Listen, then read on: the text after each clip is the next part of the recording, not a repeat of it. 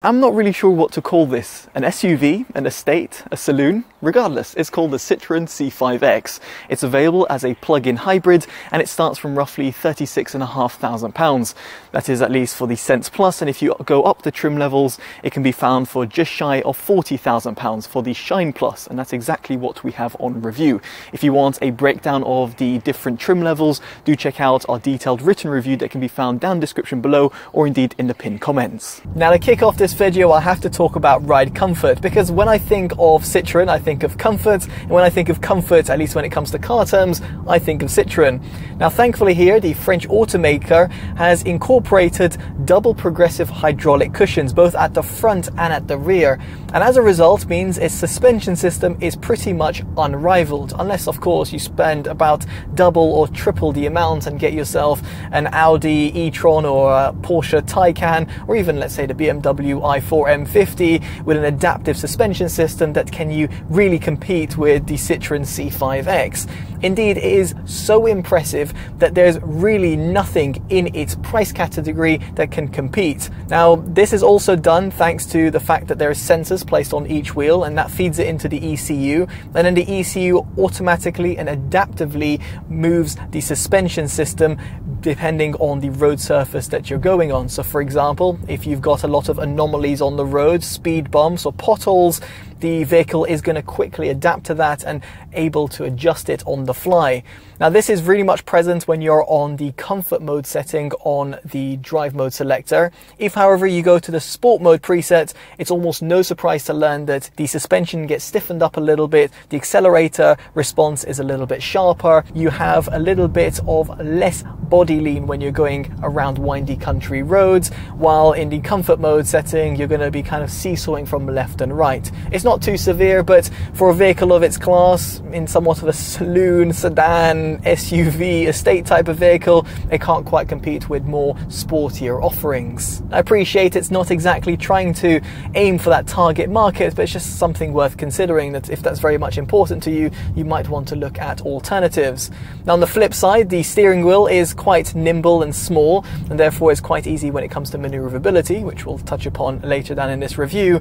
And also the steering wheel, it's got power steering, which is almost no surprise in this day and age, and means that it's actually quite a breeze when it comes to going and pottering in around town. So for example, if you're doing the school run, or if you want to do, let's say, a complex parking maneuver. Now aside from driving comfort, another very important trait is the overall fuel efficiency, and here the Citroen C5X is actually really impressive. Now it houses a 40-litre fuel tank, which will get you roughly 350 miles on a full tank, and then a 12.4 kilowatt-hour battery pack where the manufacturer claims that you'll get roughly 37 miles. In our mixed driving test, we netted around 28 to 30 miles, which is pretty much on par with other plug-in hybrids and isn't too shabby, although we're expecting a little bit better given the overall size of the C5X. Now nonetheless, over here when it comes to the overall fuel efficiency, it is absolutely incredible. We netted 74.2 miles per gallon, and just to put that into perspective, the C5 Aircross, which we previously reviewed on the channel, netted roughly 58 miles per gallon. So we're not sure where this increased fuel efficiency is coming from, but regardless, the C5X is really incredible when it comes to saving on fuel and indeed maximizing the amount of range that you can attain, be it via the electric portion or indeed its petrol portion. Now for you to maximize on fuel efficiency and also increase its electric range, you're going to want to enable B mode. This means that it's going to decelerate each time you lift off the accelerator pedal and harvest energy back into the 12.4 kilowatt-hour battery pack. Now B mode isn't exactly super harsh, so therefore it doesn't allow you to really have that one pedal drive like you'd find on fully electric vehicles, but nonetheless is no surprise given that we are talking about a plug-in hybrid. Now if you do want to recharge the vehicle, you can do so via its Type 2 port, and here it's absolutely great to see that Citroen have incorporated a 7.4 kilowatt onboard charger. Just to put it into perspective, a lot of its competitors offer a 3.6 kilowatt onboard charger, and as such means that the C5X can go from 0 to 100% in just mere 2 hours. Now of course this is when you have a wall box, or let's say a public charge point, but if you're going to go via a 3-pin socket instead, say at home or again at a workplace, it's going to take a lot longer, and that's because it's charging at, let's say, around 2.3 kilowatts, and as such means that it'll go from 0 to 100% in roughly 8 hours. Now this does perfectly lead us on to the way that the vehicle delivers its power, and that is of course be it in terms of fully electric or of course pure petrol power, or a combination of both. Now the transition between the two modes is absolutely seamless. You do not feel it in the slightest, and here Citroen should really be commended. Of course you might be able to hear the 1.6 litre engine trickling away from the front of the vehicle, but in terms of the actual feel of it, be it if you're pottering around town or going on more spirited drives on the country roads or putting your foot down on the motorway, then you're not going to actually feel it. However, the same sort of praise can't be said about its 8-speed automatic gearbox. It's just not that responsive, specifically towards the lower gears, such as for example between 1 and 3. Indeed, towards the higher gears it's a little bit more smooth, but still doesn't compete with some more premium offerings out there on the market. Now you can adjust it on the fly via the use of the flappy paddles, but yet again you might notice a little bit of delay when you are shifting. It is not exactly a sporty vehicle as such, but it's just something that we thought we should note on. Now similarly, the C5X has a front wheel drive system and therefore can't quite compete when it comes to the overall grip and handling in comparison to an all-wheel drive or rear-wheel drive configuration. Nonetheless, we had no sort of wheel slip or in sort of torque steer, so it shouldn't be a problem for most individuals who are looking at this vehicle. Speaking of which, we get onto its performance, and here you have a 1.6 litre 4-cylinder turbocharged petrol engine at the front and a 12.4 kilowatt-hour battery pack which powers an 81.2 kilowatt-hour motor. The combination delivers 165 kilowatts, and that equates to 225 horsepower and gives you 360 newton meters of torque. We had it tested from 0 to 60 miles an hour in just 7.95 seconds, which is seriously impressive for a vehicle of its class. It's worth considering here that the plug-in hybrid is the most powerful out of the bunch. In other words, it's more powerful than its pure petrol siblings. Now, if you are going to be flooring it, you will be pleased to know that the C5X has a top speed of 145 miles an hour, and as such means that those people who live near unrestricted roads can really benefit from the overall top speed that this vehicle can attain. Now, when you're driving on the motorway, you might want a serene cabin, and thankfully the C5X isn't too bad in this department. We've got a detailed breakdown on a dedicated audio review that you can find up in your pop banner, down description below, or indeed in the pinned comments. But what we'll say over here is that you do incur a little bit of road noise coming in from the tyres. Now this does bring us on to its audio system, and here as standard you've got 8 speakers that come fitted, 4 at the front and 4 at the rear. Then if you go for the Shine Plus model, you've also got the option of adding a subwoofer and a centre speaker for an additional £500. Note this option is not available in the lower trim levels. Now what we'll say is with the former system, in other words the stock system in place, it's actually pretty impressive, at least as far as stock systems go. Again, more details on the audio review in case you're interested. Now this does bring us on to the use of technology within the cabin, and here Citroen should really be applauded with their complete revamp of the infotainment system, instrument cluster and head-up display. Indeed, it's a massive improvement over previous iterations, so much so that we actually prefer it over rival offerings. Now here you've got a 10-inch display on the Sense Plus trims, and then you've got a 12-inch display on the Shine trims, which we have on review. Now the display itself is very fluid, responsive and also intuitively laid out, and it even has a few different shortcuts which we'll touch upon further down in this review. Then you've also got built-in navigation data and support for wired and wireless Android Auto and Apple CarPlay. Now these third-party mobile operating systems do feed navigation data to the instrument cluster and the head-up display, which is both great to see. Now on the latter, it's only available in the Shine trims, but it's certainly appreciated because it is customizable and also gives you an extra layer of safety on the road because it keeps your eyes planted on it rather than having to glance down to the instrument cluster or the infotainment system. Now on the subject of the cluster itself, it's 7-inch in terms of form factor and is fully digitalized and can also be customized. Frankly here, the use of technology within the cabin is absolutely phenomenal. Now the heightened use of technology within the cabin might lead you to think that Citroen has gone down the route of haptic feedback or touch sensitive buttons like you'd find on rival offerings, but thankfully that's not the case. You've still got physical climate control buttons around the dashboard and physical buttons found towards the steering wheel, all of which make for a more practical use when you're on the go.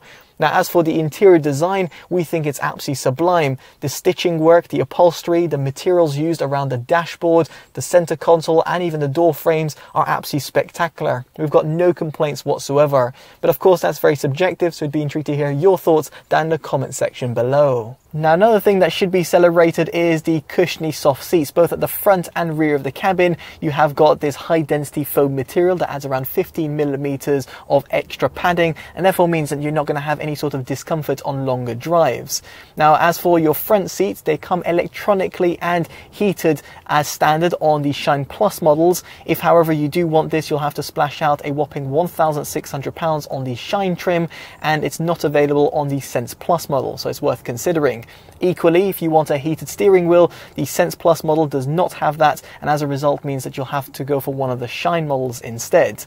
Now, if you even want to better the experience and you've already splashed out on the Shine Plus model and therefore decided that you want the top spec trim, then you can also add an £800 option which adds a massage function and also ventilated front seats, both of which are certainly appreciated and makes for an even more pleasurable drive. Speaking of your options, you do have the ability to add a sunroof with a manually retractable sunshade, although this is only available for a pretty spenny £1,300 in the Shine Plus trims only. Now, no matter which trim level or option you go for, headroom and legroom are unchanged, which is almost no surprise. Now, at the front it's a non-issue, while at the rear, legroom is actually pretty impressive. I've got no issues whatsoever as someone who's just under 6 foot with pretty long legs. As for headroom, again, it's not much of an issue, at least not in my opinion. I'm just under 6 foot and I don't feel hemmed in, and that's thanks to the kind of sloping roofline that Citroen have integrated, and one that's tried to optimize the rear occupant space as much as possible.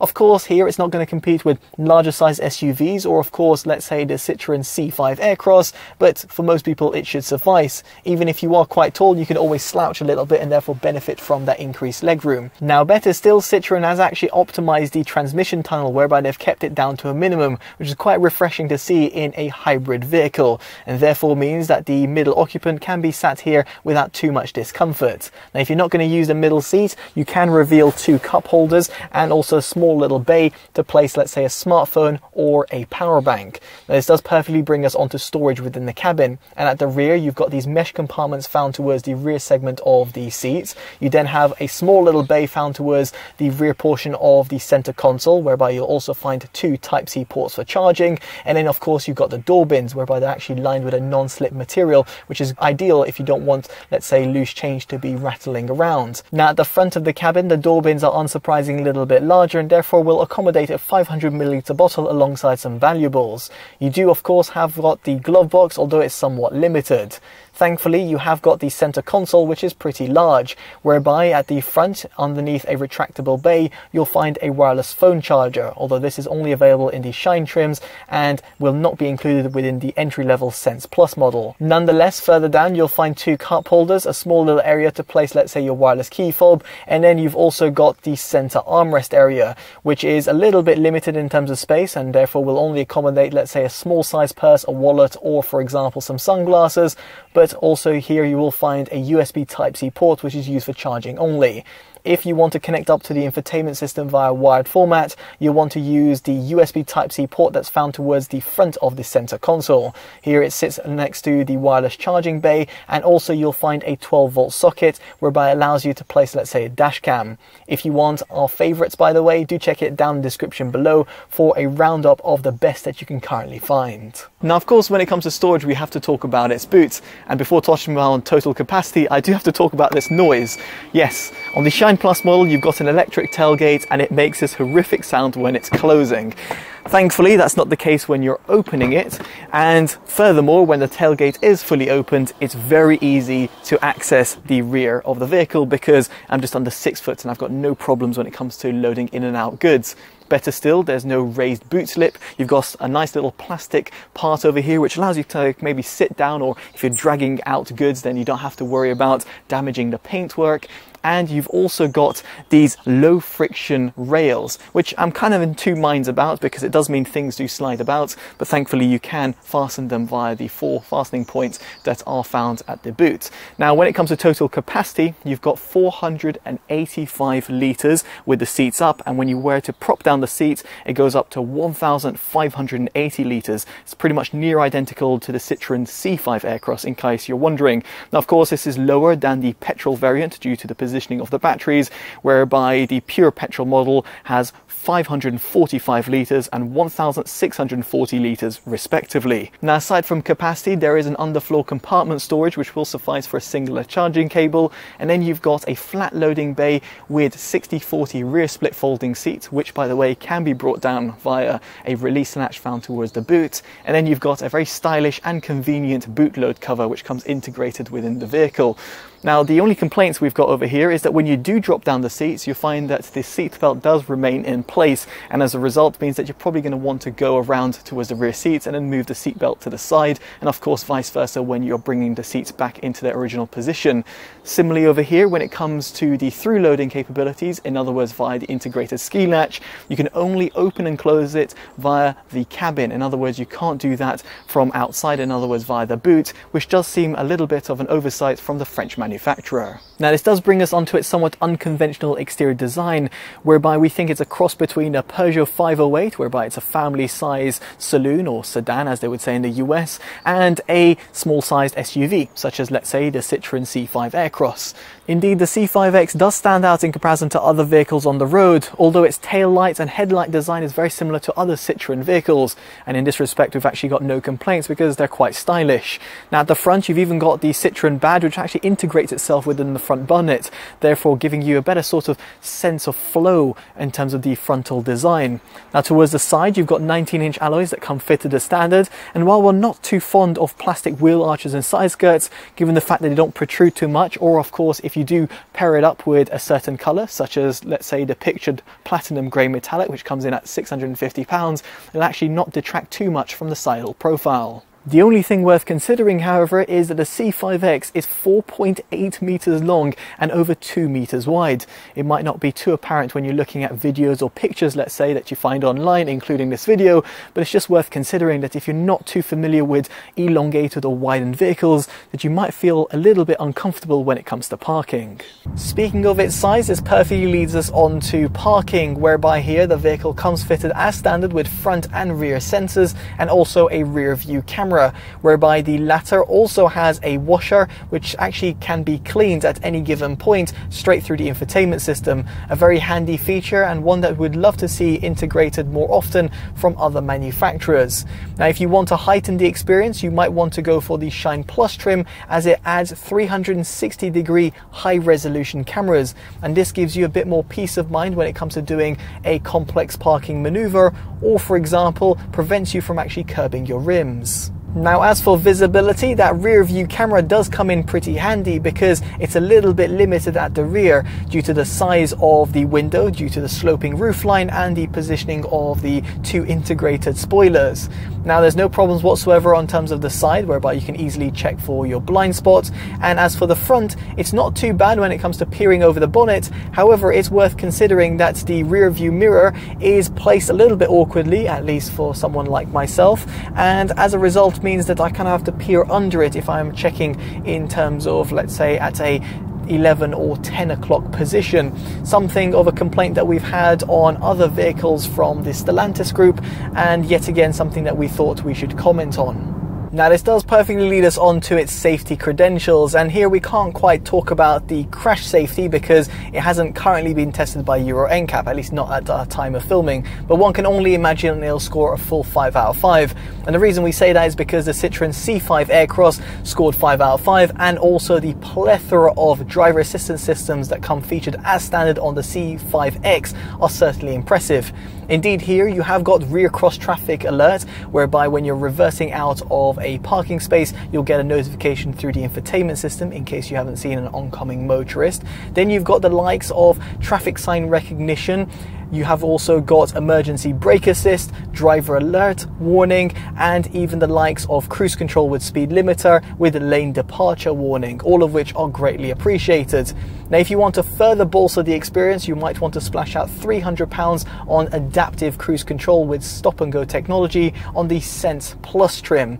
However, this comes integrated as standard on the Shine trims and indeed does an excellent job on the motorway, whereby it regulates the distance from the leading vehicle, adjusting your speed on the go and without feeling too jittery either. It's a great inclusion and one that we'd definitely suggest getting if, for example, you're going for the Sense Plus trim. Now, if you do frequent the motorway, you might want to consider getting the Shine Plus trim, as it incorporates a blind spot monitoring system. But no matter which trim level you go for, you'll be pleased to know that there's a little shortcut button found towards the dashboard and allows you to toggle certain safety features, such as lane keeping assist, which gets enabled each time you step inside the vehicle. And as such, if you live on the country roads, then you might want to disable this feature each time you step inside very quickly, rather than having to faff around with a complex infotainment system via a press of a button. So with all that in mind, it brings us on to our verdict. And frankly, the Citroen C5X ticks many boxes. It's stylish inside and out, has got all the right tech gizmos and the driver assistance systems, be it in terms of the entry-level trims or of course the more expensive ones out there. It's supremely comfortable to drive thanks to its seat and also its suspension system. It offers good legroom and boot capacity, and then on top of all of that, it's also got a fantastic and efficient powertrain. Yes, it's not exactly the punchiest or sportiest one out there in the bunch, but it's still very good. As a result of all of this, we really think it's a complete package, and as such it gets our Best Buy award. Now, I'd be intrigued to hear your thoughts of the C5X down in the comment section below, and if you've liked this independent detailed review, we'd definitely appreciate you dropping a like, subscribing and hitting that bell notification, of course if you haven't already. As such, I've been Chris from TotallyEV, and I'll hopefully see you in the next one. Take care of yourselves and goodbye.